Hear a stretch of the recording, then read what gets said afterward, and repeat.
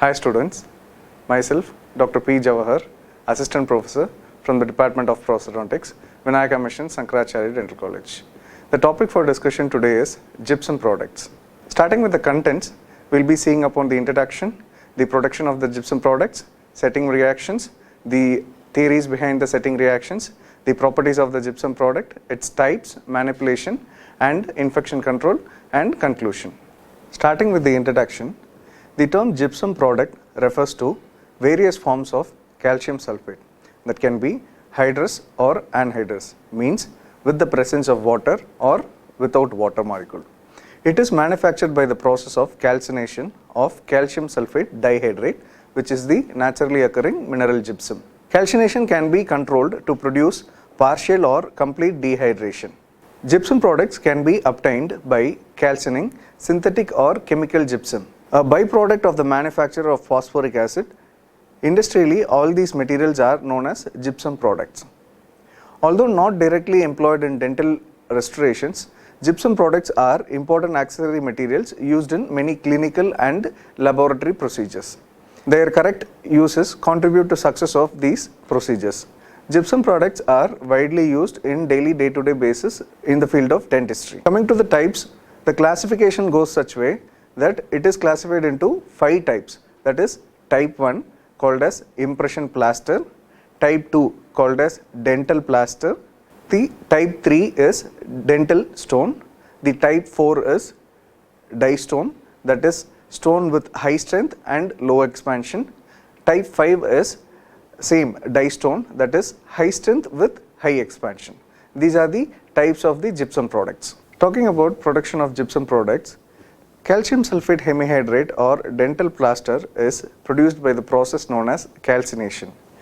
The grounded gypsum is subjected to a temperature of 110 degree to 130 degree Celsius to drive off parts of water of crystallization. The product obtained is beta hemihydrate or plaster of Paris. It is a fibrous aggregate of crystals which are spongy, irregular in shape and porous in character. It is supplied as white powder. If hemihydrate is further heated from 120 degrees Celsius to 200 degrees Celsius, and hexagonal anhydrate or soluble anhydrate is formed. It is converted to orthorhombic anhydrate or insoluble anhydrate at 200 to 1000 degrees Celsius. So, the process of calcination involves, or the stages of calcination involves, treating the dihydrate gypsum product in different degrees of temperature. Seeing here, first the calcium sulfate dihydrate is treated. So here, to remember this, you can see first the gypsum product, that is the calcium sulfate dihydrate, is treated from this degree of temperature in an open furnace. Then it forms to be a calcium sulfate hemihydrate. When this calcium sulfate hemihydrate is furthermore heated from a degree of 130 to 200 degrees Celsius, it forms an hexagonal anhydrate. This can be this can also be called as alpha hemihydrate. Then this alpha hemihydrate is further heated at a degree of 200 to 1000 degrees Celsius, where it forms an orthorhombic anhydrate. This is the modified alpha hemihydrate. Regarding this, we will be seeing in the upcoming slides what is alpha hemihydrate, what is beta hemihydrate and what is modified alpha hemihydrate in detail in the upcoming slides. Talking about the manufacturing of the dental plaster, gypsum is grounded and it is heated in an open kettle at a temperature of 100 to 130 degrees Celsius. This process is called as dry calcination. So the process which is used to obtain a dental plaster is dry calcination. So this is a beta type of crystals and are formed. Microscopically, the fibrous aggregate is a fine crystals with capillary pores that are irregular. So the dental plaster, that is the first acquired gypsum product, will be your beta hemihydrate, so which has the beta crystal types. The next is your dental stone. The gypsum product is calcined under pressure in an autoclave of 120 degree to 130 degree Celsius for 5 to 7 hours. Thus, the product obtained is much stronger and harder than beta hemihydrate. Microscopically, cleavage fragments and crystals in the form of rods and prisms. So here previously when you see the beta hemihydrate, it was porous in nature and it was irregular in shape, but here whereas the microscopic structure reveals it to be in a rods and prism shape and it has equal distribution. Here the beta hemihydrate is converted to alpha hemihydrate. Next comes the modified alpha hemihydrate or the dye stone. So the process of calcination occurs under the pressure in a 30-degree calcium chloride solution or in the presence of more than 1% of sodium succinate. The resulting hemihydrate crystals will be shorter, thicker than those produced in the closed container. Residual calcium chloride or sodium succinate is removed by washing the powder with hot water. This type of gypsum product obtained is called as modified alpha hemihydrate. This modified alpha hemihydrate is also called as dye stone. Here microscopically the structure says that the crystals are arranged in a more defined pattern with more broader and a defined shape. Talking about the setting reaction, the reaction between the gypsum product and water produces solid gypsum and heat is evolved in this process. So it is an exothermic type of reaction. The heat is equivalent to heat used originally for calcination. As evident from the above reaction, not all hemihydrate convert to dihydrate. The amount of conversion is dependent on the type of stone. The amount of conversion rate is seen in plaster, that is 90%, stone, that is 60%, then dye stone, it is 50%. So what here it says is the reaction of gypsum product, basically when it reacts with water, what happens is the calcium sulfate hemihydrate particles mix with water to become again the calcium sulfate dihydrate. So the process here is during the production the dihydrate particles are grounded and those powders are heat treated and we obtain hemihydrate. But whereas in the setting when it is the product, final finished product is mixed with water, again the hemihydrate crystals they converted to be an dihydrate when it is in a set form. So don't get confused. So the process of the setting of gypsum was observed and theories were given based upon it. So the first theory, which was colloidal theory, the next was hydration theory, then next was dissolution precipitation theory. Now talking about the colloidal theory, when mixed with water, hemihydrates enter to a colloidal state through solid gel mechanism. In solid state, the hemihydrate particles are hydrated to form dihydrate, thereby entering to the active state. As measured amount of water is consumed, the mass is converted into solid gel. So what happens is, since this theory of colloidal mechanism of setting of gypsum is not widely theoretically supported, this mechanism is not currently accepted. Next comes the hydration theory. This theory suggests that the rehydrated plaster particles unite through hydrogen bonding in the sulfate group to form set material. What happens in this hydration theory is, here the water molecules are used to mix with the hemihydrate particles, whereas the hemihydrate particles consume the water and it absorbs the water and the reaction of it becoming into a solid structure begins. So here, due to the elimination of the water molecules, the final set product is obtained. The final set dihydrate product is obtained. So this mechanism is hydration theory. Dissolution precipitation theory is the most widely accepted theory. It was first proposed by a French chemist, Henry Louis Chatelier, in the year 1885. The setting reaction is explained on the basis of difference in solubility of hemihydrate and dihydrate. Hemihydrate is 4 times more soluble than dihydrate. What they mean is, the powder particles when it is in an dihydrate state, it has less solubility, whereas the product when it is when it is in hemihydrate state, it has more solubility. Explaining it, when hemihydrate is mixed with water, a suspension is formed which is fluid and workable. A suspension is nothing but a flowable gel kind of a solid gel kind of formation that is formed.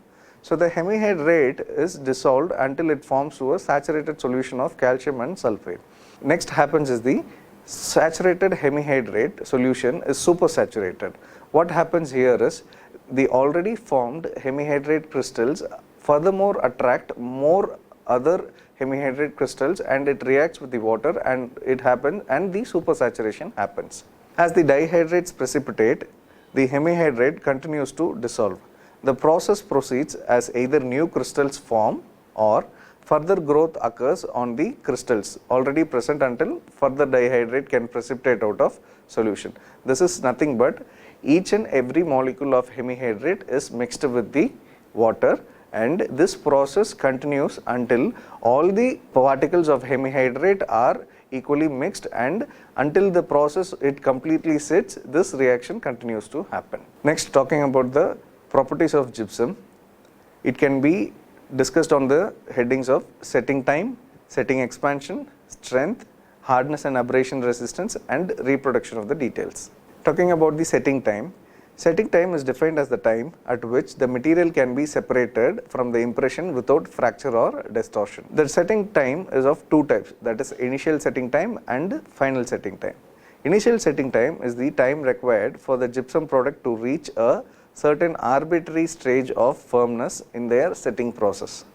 The final setting time is the conversion of the calcium sulfate hemihydrate to dihydrate is virtually completed. This is the final set finished product that is hard, which resists the breakage. So here we see the setting time for each types of gypsum product. The first one being the impression plaster. The setting time for it is 4 plus or minus 1 minute, and the next comes the plaster and the dye stone. It all more or less has an setting time ranging from 12 minutes plus or minus 4 minutes. The initial setting time is measured arbitrarily by some penetration test. So that can be with fine needles. Also it can be visually evaluated by the loss of gloss. The glossiness of the surface is lost when the material starts to set. The temperature also rises. When you feel it, when you physically touch and feel it, you can feel the rise in the temperature. As we said, this is an exothermic reaction. There is liberation of heat. The other methods can be Vicat apparatus and Gilmore needle, where these are the standard measuring equipments or tools for an cement or a gypsum product to be evaluated, both for initial setting time and the final setting time. There are few factors that can control the setting time. They are water powder ratio and spatulation.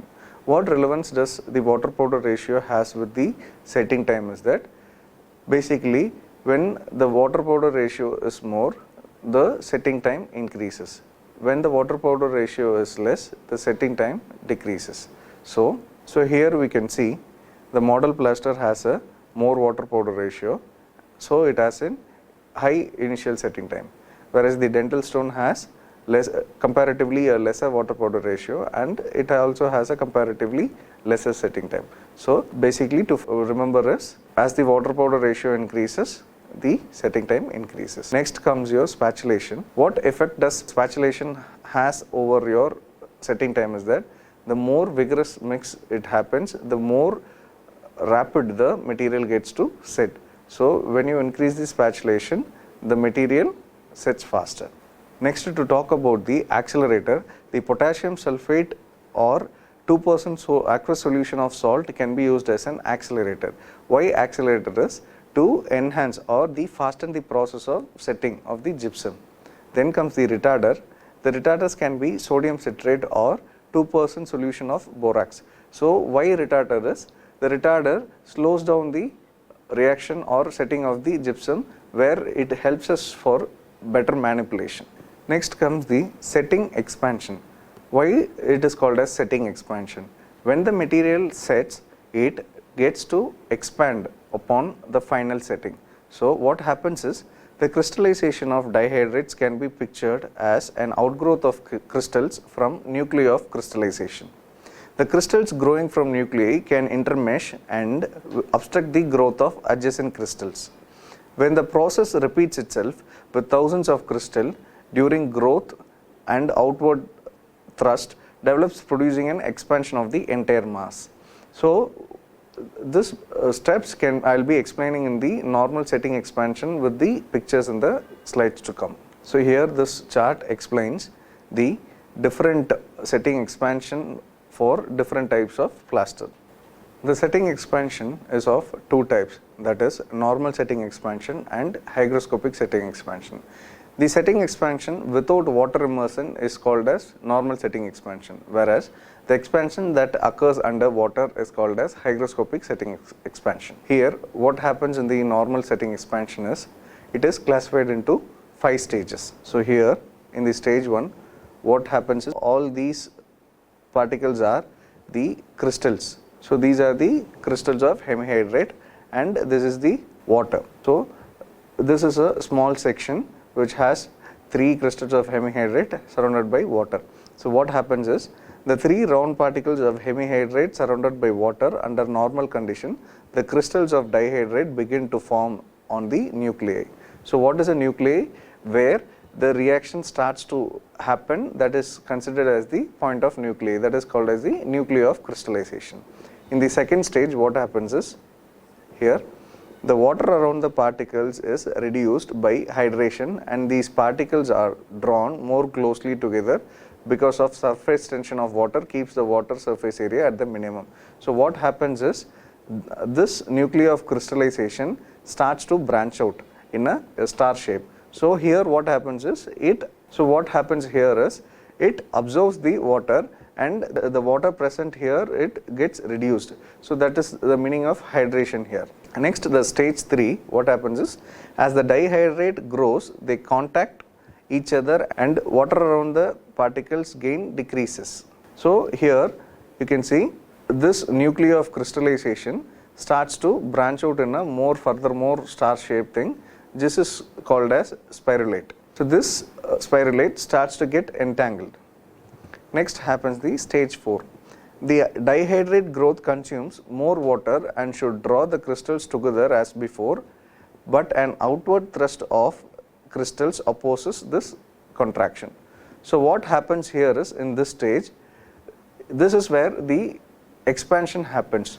When the nuclei of crystallization branches out and it forms an spiralate, these spiralates it keeps developing as the hemihydrate particles comes in contact with the water, it starts to branch out. When all these spiralates with the star shaped structures start to intermesh or get entangled, there is an outburst or there is a thrust which pulls the particles out in an outward motion. So this thrust is called as the force that is responsible for your expansion. Next is your stage 5. The crystals become more intermeshed and entangled. You can see the set crystals will be of such type. So this is the reason when there is absorption of more amount of water and the crystals start to grow, the nuclei of crystallization it develops and it starts to grow and it gets entangled and this process of outward thrust happens. So there is an expansion in the set material. So this is the normal setting expansion. Whereas in your hygroscopic setting expansion, so the stage 1 is, you can see the similar way you have the hemihydrate crystals and you have water around it. And this portion is the immersed water. This will be your immersed water. This is your normal water, which is used to mix the material. So what happens here is, as I've said before, the area within the dashed circle is the water that is for the mixing of the hemihydrate, and the area outside this dashed is the indication for your underwater presence. So what happens in the stage 2 is, the similar way the hydration process of hemihydrate particle here would proceed usual. Since they are underwater, the water consumed by the hydration will be replenished by the immersion of water and the distance between the particles would remain the same. So what happens here is, again the nuclei of crystallization starts to branch out, but whereas when you see the previous slide, you see the water molecules get absorbed and there is a mild contraction. Whereas here it doesn't happen. What happens is that when the amount of water is absorbed, the water outside it replenishes. It refills back. What happens next is the surface tension of water will keep the surface area of the water at minimum, except that in this case it would be the surface area of immersion of water, which will have no impact on the distance between the growing crystal. So again, in such way, when the nuclei of crystallization starts to branch out and the star-shaped spiralites are formed, it is eventually supposed it attains more amount of water and the nuclei of crystallization should get entangled, whereas in case of normal expansion. But here it absorbs water, but the water is again replenished. Even though the spiralites are formed, the water inside the thing is getting replenished. Next comes your stage 4. The crystals will grow more freely during the early stage. So here you can see the crystals doesn't have any restrictions, or it is not having any contraction. Here, since the water is getting replenished, the crystals has more space to grow and the water is replenished all the time. Stage 5, this intermeshing finally prevents further expansion.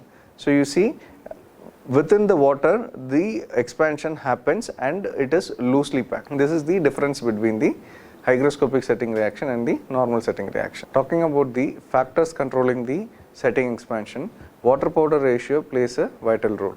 When the water powder ratio is less, the setting expansion is more. What it means is, as the water powder ratio is less, there is very less amount of water present.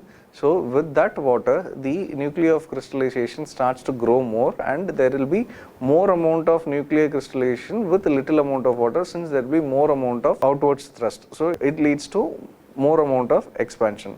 Whereas when the water powder ratio increases, the setting expansion decreases. Since there is more amount of water, the hemihydrate crystal utilizes the water and the setting expansion is reduced. Talking about the mixing time, lesser the mixing time, more the setting expansion. The mixing time increases, the setting expansion also. Talking about the properties of the gypsum product, the strength of the gypsum product is generally expressed in the terms of compressive strength. The strength is measured in two stages, that is wet strength and dry strength. What is wet strength?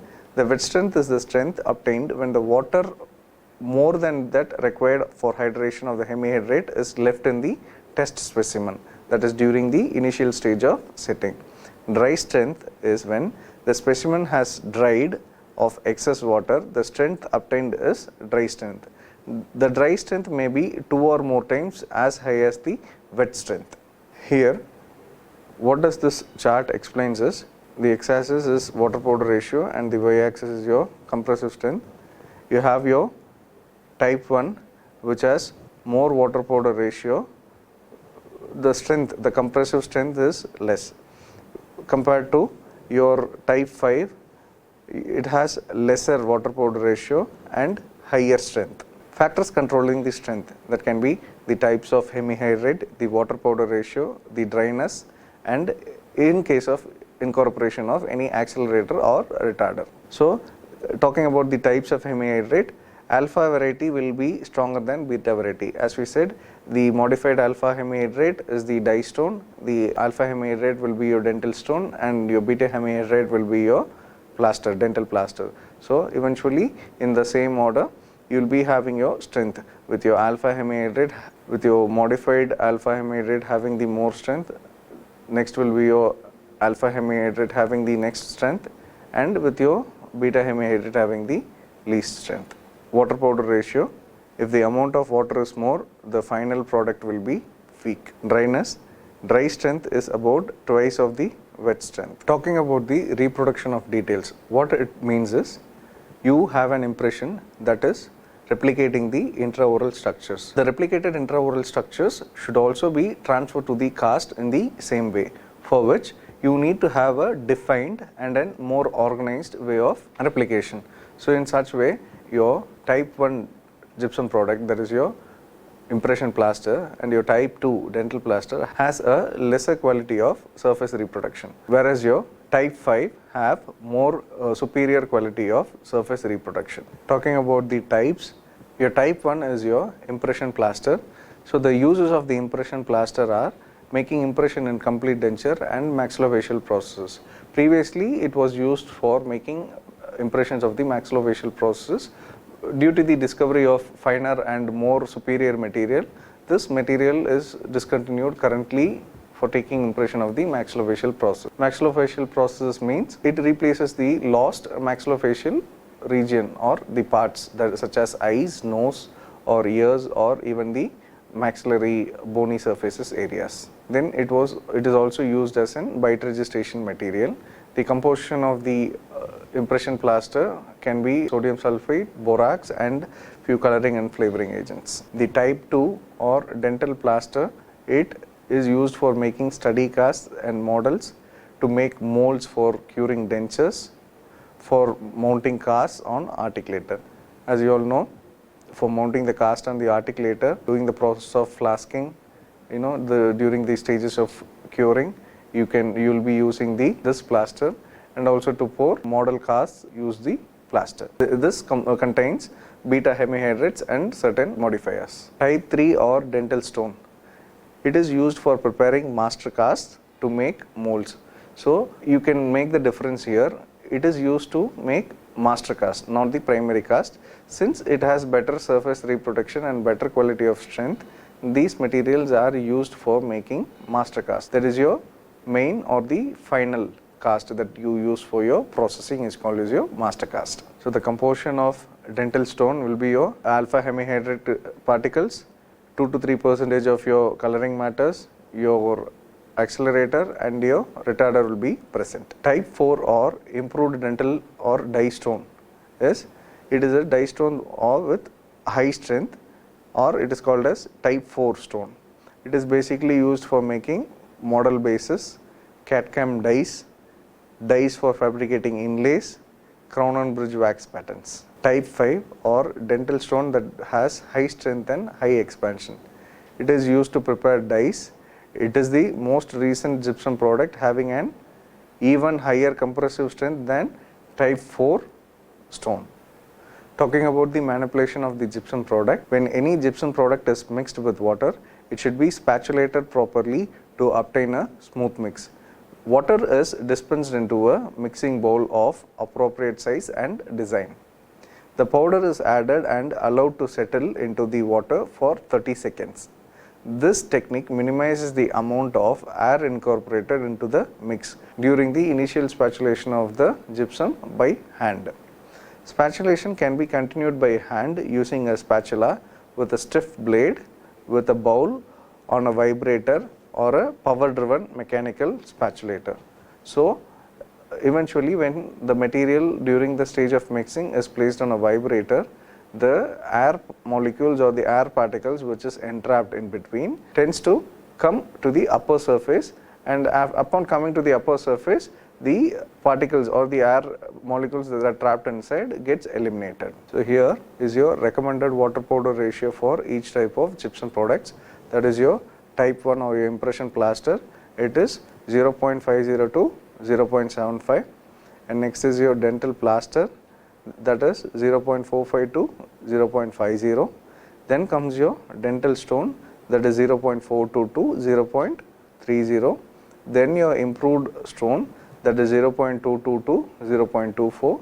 The next is your type 5, will be having a water powder ratio of 0.18 to 0.22.